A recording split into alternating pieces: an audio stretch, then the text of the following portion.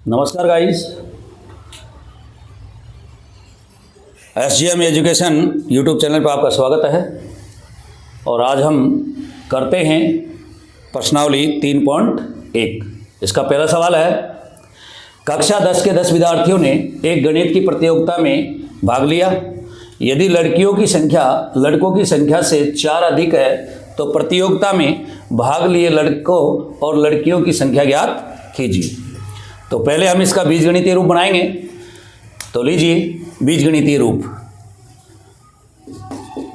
बीज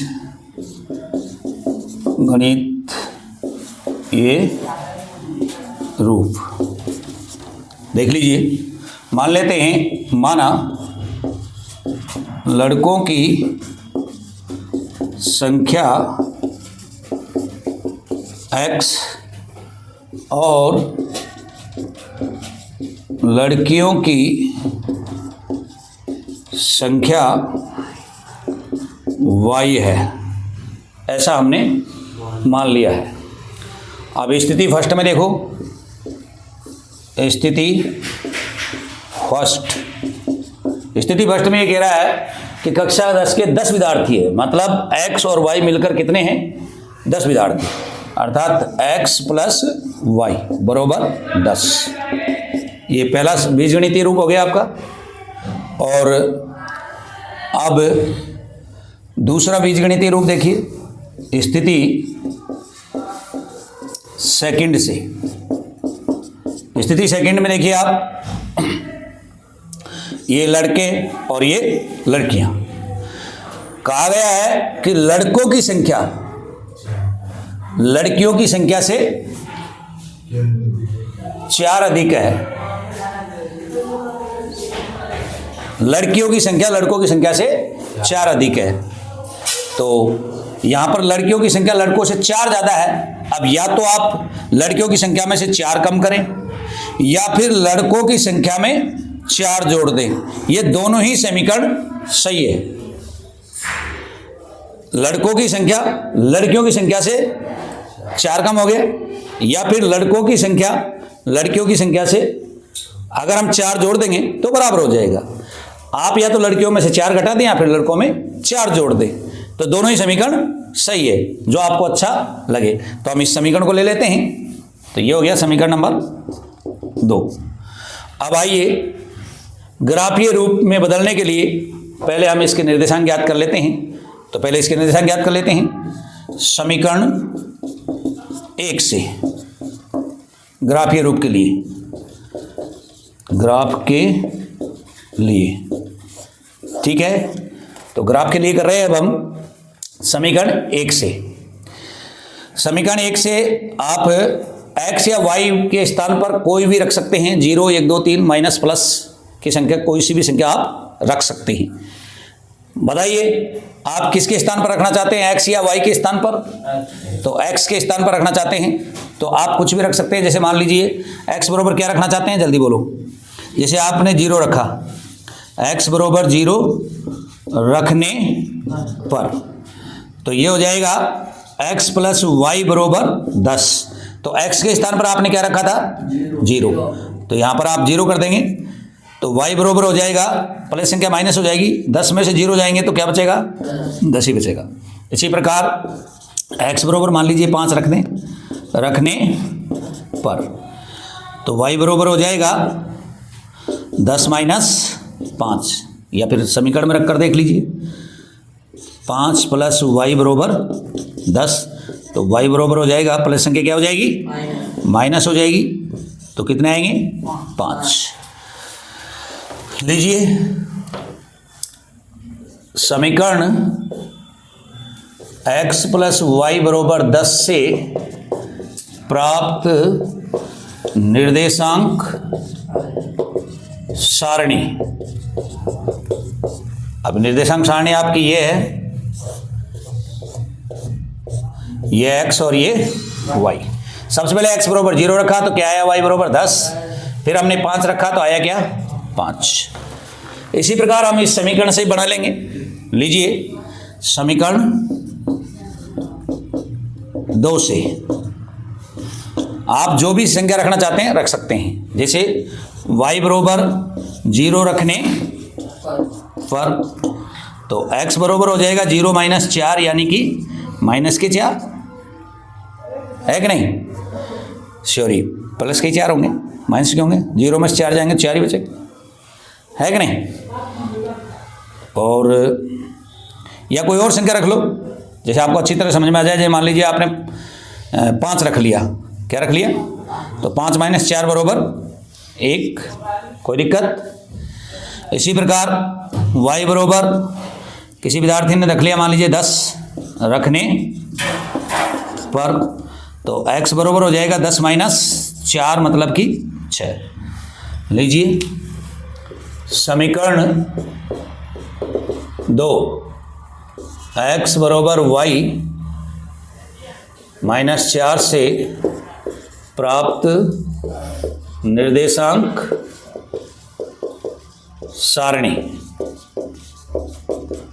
सारणी बन जाएगी आपकी। ये x और ये y बरोबर हमने सबसे पहले 5 रखा, आया कितना 1, फिर 10 रखा, आया कितना 6। ये आपकी ग्राफ सारणी बन चुकी है। इस प्रकार आप आराम से बना सकते हैं। x या y के स्थान पर कुछ भी रख करके आप इसको ग्राफ के लिए बदल सकते हैं, ग्राफीय रूप में। तो आइए अब हम इसको ग्राफ में बदलते हैं। आप स्क्रीनशॉट ले सकते हैं। लीजिए ग्राफीय रूप इसका। ये दोनों सारणी हम पहले बना चुके थे, जो कि हम नीचे बनाए थे, अभी नाम को ऊपर लिख दिया है। अब हम इसको ग्राफ में अंकित कर देते हैं। ये इसका x अक्ष है और ये इसका y अक्ष है। ये मूल बिंदु है, मूल बिंदु के निर्देशांक 0 0 होते हैं। इसके बाईं ओर ऋणात्मक और इसके दाईं ओर धनात्मक, ऊपर धनात्मक और नीचे ऋणात्मक। ये आपको ग्राफ में बनाना है, हालांकि बोर्ड पे बता रहे हैं आपको, लेकिन ये ग्राफ में सही बनता है। तो लीजिए बनाते हैं पहली सारणी। x का देखिए 0 यानी कहीं नहीं, y का 10 है, तो y का 10 कौन से वाला है, नीचे भी 10 हो सकते हैं, ऊपर भी है, तो वो धनात्मक है, तो ये वाला है, तो यहाँ पर लगा देंगे हम। लग गया।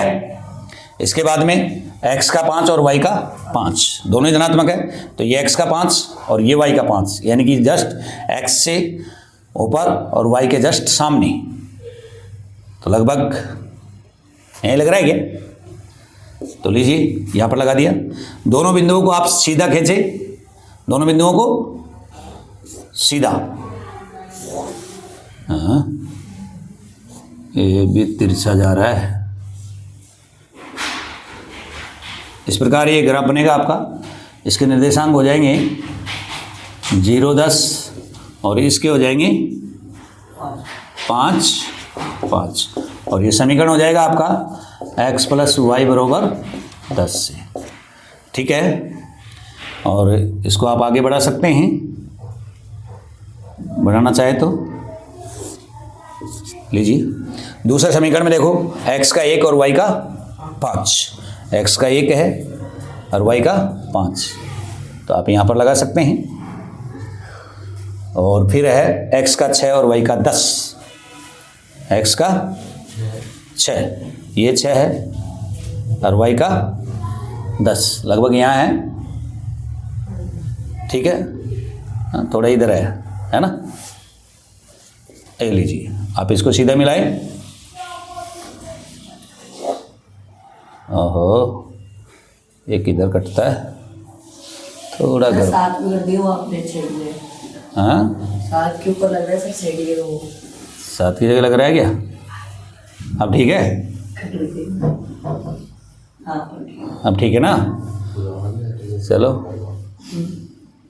कोई बात नहीं, अब तो ठीक आएगा ना। ये लीजिए, ये हो गया आपका कितना, 1 और 5, और ये हो गया आपका 6 और 10। लीजिए, और समीकरण था इसका x बरोबर y माइनस 4 से। ये कोई P बिंदु पर कट रहा है, यहाँ पर देख लीजिए, तो आप इसके निर्देशांक देख सकते हैं। इस प्रकार निर्देशांक देखने पर हमें पता चलता है कि लड़कों की संख्या 3 है और लड़कियों की संख्या 7 है। रेखाएं बिंदु P पर प्रतिच्छेद करती है, अतः x बराबर 3 और y बराबर 7 लिख सकते हैं। लड़कों की संख्या 3 और लड़कियों की संख्या 7 होगी। ये इसका ग्राफीय रूप है जिसको हम आराम से बना सकते हैं, ज़्यादा समय नहीं लगेगा। और आइए अब इसका करते हैं क्वेश्चन नंबर 2। क्वेश्चन नंबर 1 हम कर चुके हैं, उसका ग्राफ भी बना चुके हैं। क्वेश्चन नंबर 2, 5 पेंसिल तथा 7 कलमों का मूल्य, कुल मूल्य 50 रुपये है और 7 पेंसिल तथा 5 कलमों का मूल्य 46 रुपये है। एक पेंसिल और एक कलम का मूल्य हमको ज्ञात करना है। तो हल देख लीजिए इसका बीजगणितीय रूप। मान लेते हैं, माना एक पेंसिल का मूल्य x रुपये और एक कलम का मूल्य y रुपये हमने ऐसा माना है। स्थिति फर्स्ट में देखिए, स्थिति फर्स्ट से आपका इसका बीजगणितीय रूप बनाना है। तो सबसे पहले ये तो पेंसिल हो गई और ये कलम हो गई। पेंसिल और कलम दोनों को मिलाना है, यानी कि जोड़ना है, और रुपए देने हैं उसको कितने, 50। तो कितनी पेंसिल थी, 5, कलम कितनी थी, 7। तो यानी कि 5x प्लस 7y बराबर 50। ये समीकरण नंबर 1 हो गया। अब आप स्थिति सेकंड में देखिए, स्थिति सेकंड में रेखी के ऊपर समीकरणों का समीकरण बनाना बिल्कुल ही आसान होता है। आपको 2 चीज़ें दी जाती है, इन दोनों चीज़ों में से आपको एक को x माने और एक को y माने। x और y को दूर दूर लिखें इस प्रकार, और जितना आपको इनकी संख्या दे रखी है वो इनके साथ लगाएं। जैसे अगली स्थिति में हमको दे रखा है, पेंसिल दे रखी है कितनी, 7। तो यानी कि यहाँ पर 7 आ जाएगा, क्योंकि x पेंसिल है तो 7 पेंसिलों का मूल्य प्लस 5 कलमों का मूल्य, यानी कि 5y बराबर रुपए दिए उसने 46। यह आराम से आपका समीकरण बन गया है। अब आप इसका ग्राफ बनाने के लिए निर्देशांक प्राप्त करें। तो लीजिए, समीकरण 1 से x बराबर, इसका पक्षांतरण कर देंगे हम, 50 माइनस 7y, प्लस संख्या माइनस हो जाएगी, गुणा की संख्या भाग हो जाएगी। तो लीजिए, y बराबर आप कुछ भी रख सकते हैं जो आपको अच्छा लगे। जैसे किसी विद्यार्थी ने y बराबर 0 रख दिया, 0 रखने पर, ठीक है, तो y के स्थान पर आप 0 रख देंगे। तो x बराबर हो जाएगा 50 माइनस 7 गुणा 0 बटा 5। हल कर देंगे हम इसको, 50 माइनस 7 को 0 से गुणा करेंगे, 0 बटा 5। तो ये आ जाएगा आपका x बराबर 50 बटे 5। 5 का भाग 50 में देंगे तो कितनी बार जाएगा, 10 बार। तो एक निर्देशांक तो ये प्राप्त हो गया आपका। दूसरा निर्देशांक और ज्ञात कर लीजिए, जो आपको जो भी रखना हो आराम से रख सकते हैं। जैसे y बराबर आपने 5 रख दिया, कितना रख दिया, y बराबर 5 रखने पर, तो x बराबर हो जाएगा आपका 50 माइनस 7 गुणा 5 बटे 5। तो ये हो गया आपका 50 माइनस 7 पंजे 35 बटे 5। 50 में से 35 जाएंगे तो 15 बटे 5। तो ये आ गया आपका 3, यानी 15 में 5 का भाग 3 बार। तो निर्देशांक सारणी देख लीजिए इसकी। लीजिए, समीकरण 5x प्लस 7y बराबर 50 से प्राप्त निर्देशांक सारणी देख लीजिए। यह आपकी सारणी है, ये x और ये y। y बराबर सबसे पहले हमने कितना रखा 0 और आया कितना 10। फिर कितना रखा हमने 5 और आया कितना 3। तो ये इसकी निर्देशांक सारणी है। आइए इस समीकरण से बना लेते हैं हम। लीजिए समीकरण, इसको थोड़ा ऊपर लिख देते हैं। 7x प्लस 5y बराबर 46। समीकरण 2 से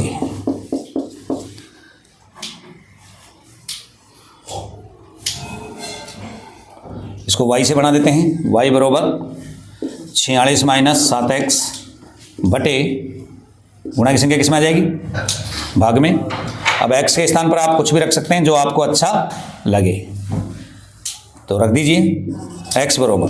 जल्दी बताइए क्या रखना चाहते हैं आप।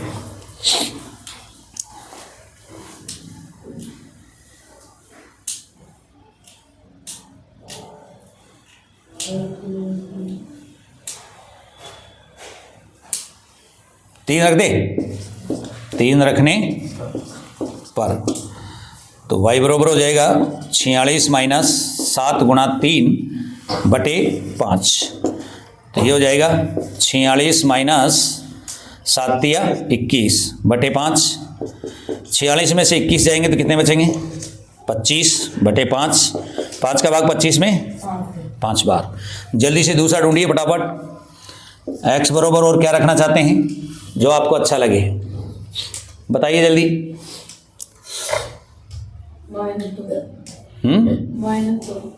-2 रख दे। चलिए -2 रखने पर तो ये हो जाएगा y बराबर 46 माइनस 7 गुणा -2 बटे 5। तो 46, ये माइनस माइनस प्लस हो जाएगा, 7 दूनी 14। 46 और 14 कितने होते हैं 60। 60 में 5 का भाग दे देंगे हम, कितनी बार जाएगा 12 बार। तो लीजिए इसके निर्देशांक देख लीजिए। समीकरण 7x प्लस 5y बराबर 46 से प्राप्त निर्देशांक सारणी, यह आपकी सारणी है। लीजिए ये x और ये y। हमने y बराबर रखा है या x बराबर बताइए। x बराबर पहले क्या रखा है, x बराबर 3 रखा। तो लीजिए x बराबर 3 रखने पर और 5, फिर कितना रखा हमने और फिर आया कितना 12। तो ये इस प्रकार आपकी सारणी बन चुकी है, यानी हमने इसका बीजगणितीय रूप कंप्लीट कर लिया है। और आइए अब इसको हम ग्राफीय रूप में बदलते हैं। x है आपका और ये y x है आपका, ठीक है। हम पहले सवाल का ग्राफ बना चुके हैं और ये है आपका क्वेश्चन नंबर 2 का ग्राफ। तो क्वेश्चन नंबर 2 का ग्राफ है ये, ग्राफ नंबर 2, ठीक है। तो लीजिए सबसे पहले हमें ये सारणी है आपकी, इसे करते हैं। x का 10 है और y का है ही नहीं, तो x का 10 कौन से वाला है, उधर भी ऋणात्मक में भी हो सकते हैं, लेकिन ये धनात्मक है तो यहाँ पर लगाए। लीजिए ये लग गया। x का 3 और y का 5, तो x का 3 ये रहा और y का 5 कौन सा वाला, ये वाला कि वो वाला, ऊपर वाला, यानी कि ये धनात्मक है। तो 3 के ऊपर और 5 के जस्ट सामने। तो दोनों बिंदुओं को हम मिला दें। तो लीजिए मिलाइए। अब मिलाएं कैसे, ये तो बहुत दूर दूर है। अरे यार गड़बड़ हो गया ना, एक स्केल होती ना तो पड़ती ना पार। ओहो,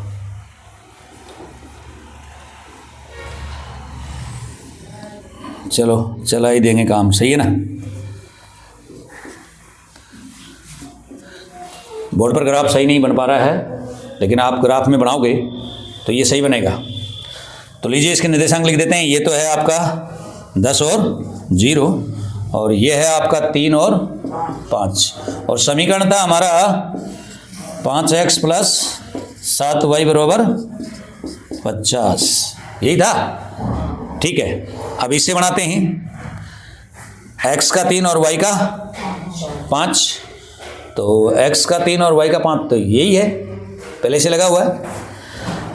x का -2 और y का 12, x का -2 और y का 12, तो ये है लगभग यहाँ पर है। अब सही है, चलो ये यहाँ पर लग दिया। दोनों बिंदुओं को मिलाते हैं तो ये कैसे मिल रहा है, ऐसे, एक तो गड़बड़ है, मिला नहीं सही है ना, क्या करें तो। चलो मिल गया और ये थोड़ा सा इधर निकल रहा है यहाँ से, ठीक है। लीजिए तो ये हो गया हमारा कितना, -2 और 12 और समीकरण क्या था हमारा 7x प्लस 5y बराबर 46, यही था ना वो। चलिए तो अब आप इसकी देखिए रेखाएं कहाँ पर प्रतिच्छेद करती है। लगभग रेखाएं प्रतिच्छेद करती है आपकी, इनको मिटा देते हैं। अब आप लिखिए रेखाएं, कोई बिंदु P लगा दें, ठीक है। बिंदु P पर प्रति छेद करती है,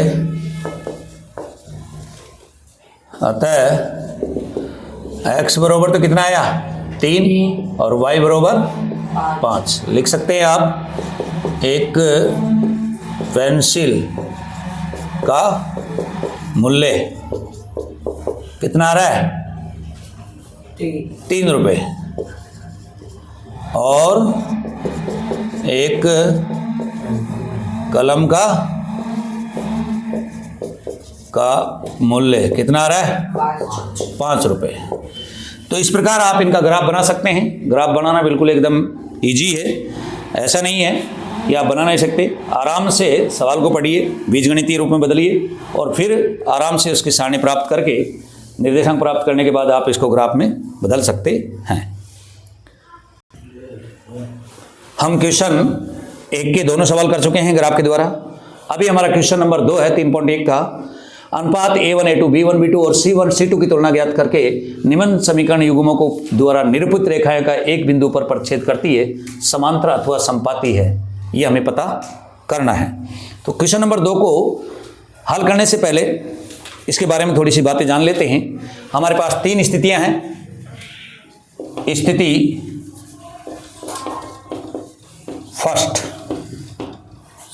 फर्स्ट है हमारे पास A1 A2 not equal to B1 B2 not equal to C1 C2। तो इस स्थिति में हमारे पास आंसर होंगे, निकाय संगत होगी, रेखाएं प्रतिच्छेदी होगी और अद्वितीय हल होगा। यदि समीकरण की तीनों संख्याएं अलग अलग हो तो उनकी रेखाएं प्रतिच्छेदी होती है, निकाय संगत होती है और अद्वितीय हल होता है। स्थिति सेकंड, A1 A2 बरोबर है B1 B2 बरोबर है C1 C2। निकाय संगत होगी इसकी, रेखाएं संपाती होगी इसकी, संपाती और अनंत हल होगा इसका, यानी समीकरण की तीनों संख्याएं दूसरे समीकरण की तीनों संख्याओं के समान हो, यानी बराबर हो या अनुपात बराबर हो, तो इसका मतलब ये हुआ कि वे दो समीकरण नहीं बल्कि एक ही समीकरण है, अर्थात उनकी रेखाएं दो न होकर के एक ही रेखा होगी, अर्थात संपाती होगी ऊपर नीचे। लीजिए स्थिति थर्ड है A1 A2 बराबर होना चाहिए B1 B2 not equal to C1 C2। निकाय निकाय असंगत हो जाएगी, निकाय असंगत, रेखाएं समांतर हो जाएगी, रेखाएं समांतर हो जाएगी कोई हल नहीं, और कोई हल नहीं होगा। कहने का मतलब ये है कि समीकरण की यदि मान लीजिए दो संख्या A1 A2 और B1 B2 बराबर हो, और अगर तीसरी संख्या C1 C2 बराबर नहीं है, इसका मतलब ये हुआ कि वह असंगत है, उसका कोई हल नहीं होगा और रेखाएं समांतर होगी।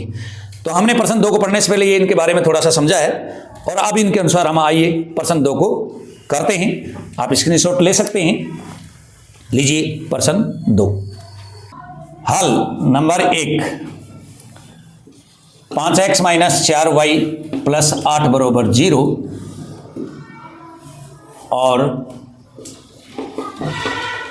7x प्लस 6y माइनस 9 बराबर 0 से।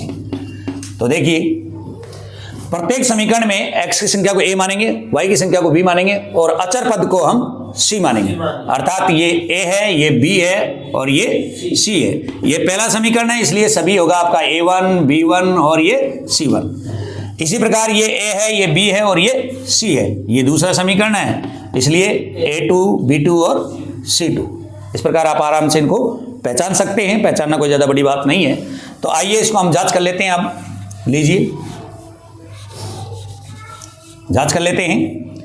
A1 A2 यानी A1 कितना है आपका, यानी x का गुणांक 5, A2 कितना है आपका 7। इसी प्रकार हम B1 B2 यानी कि y का गुणांक -4 और नीचे वाले y का गुणांक 6।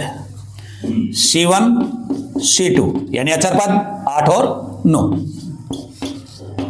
देखने पर पाया जाता है कि A1 A2 5/7 और B1 B2 4/6 है और C1 C2 आपका 8/-9 है। तो ये तीनों संख्याएं आपस में कहीं भी अनुपात में बराबर नहीं है। आप देख सकते हैं 5/7 4/6 के बराबर नहीं हो सकता और 8/9 4/6 के बराबर नहीं हो सकता। इसका मतलब ये तीनों संख्याएं भिन्न भिन्न है। अतः यहाँ A1 A2 बराबर नहीं है, B1 B2 बराबर नहीं है C1 C2।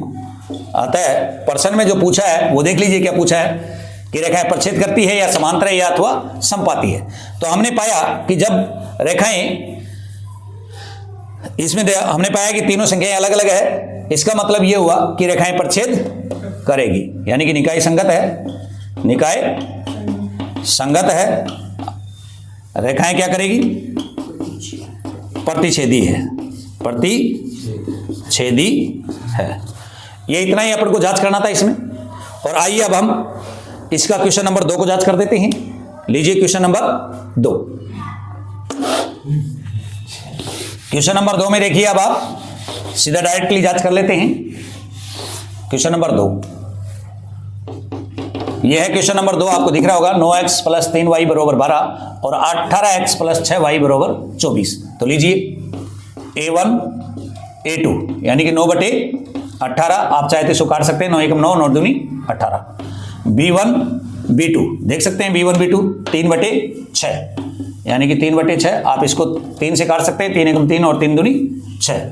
C1 C2 अचर पद देख सकते हैं 12/24, इसको आप 12 से काट सकते हैं, 12 एकम 12 और 12 दूनी 24। देखने पर पाया जाता है कि A1 A2 1/2 है, B1 B2 1/2 है और C1 C2 भी 1/2 है, यानी कि तीनों ही बराबर है। जब रेखाएं तीनों ही बराबर होती है इसमें, तो रेखाएं क्या होती है, समपाती होती है। क्या होती है, समपाती। तो आप यहां लिख सकते हैं, यहां A1 A2 बराबर है B1 B2 बराबर है C1 C2। तो निकाय क्या हो जाएगी, निकाय संगत होगी, संगत है, और रेखाएं क्या होगी, रेखाएं संपाती होगी। क्या होगी, कोई दिक्कत? ये था आपका प्रश्न नंबर 2। आराम से जांच कर सकते हैं, जांच करना कोई ज़्यादा मुश्किल वाली बात नहीं है। तो आइए हम क्वेश्चन नंबर 3 को भी जांच कर देते हैं। तो लीजिए क्वेश्चन नंबर 3, दूसरे का तीसरा। आप देख सकते हैं दूसरे के तीसरे में 6x minus 3y plus 10, 2x minus y और प्लस 9 बरोबर 0। तो लिख दिए a1 a2। आप देख सकते हैं x के गुणांक 6 और 2, यानी कि 6/2 का मतलब होता है 3। b1 b2, y का गुणांक 3। यहां पर y का गुणांक आपको दिखाई नहीं दे रहा है, इसका मतलब 1 है। ठीक है, तो y का गुणांक हो जाएगा आपका -3/-1। माइनस से माइनस कट जाएगा तो क्या आएगा, 3। और अगला है हमारे पास c1 c2। c1 c2 देखिए आपका अचरपद 10 और 9, 10 और 9, 10 और 9 एक दूसरे से कटते नहीं है। तो देखने पर पाया जाता है कि आपका a1 a2 और b1 b2 दोनों बराबर है। इसका मतलब ये हुआ कि जब हमारे पास a1 a2 और b1 b2 बराबर होता है और c1 c2 बराबर नहीं होता है, तो रेखाएं समांतर होगी, क्योंकि उस जगह जो होती है निकाय असंगत हो जाती है और उसका कोई हल नहीं होता है। तो यहां पर लिख देंगे हम, यहां a1 a2 बराबर है b1 b2 और बराबर नहीं है c1 c2। निकाय क्या हो जाएगी, निकाय असंगत है, अतः रेखाएं क्या होगी, रेखाएं समांतर होगी, रेखाएं समांतर होगी। तो जांच करने में कहीं भी आपको प्रॉब्लम नहीं आएगी। तो इस प्रकार आप इनको आराम से जांच कर सकते हैं। और बाकी के सवालों के लिए मिलते हैं आपसे नेक्स्ट वीडियो में। तब तक के लिए धन्यवाद।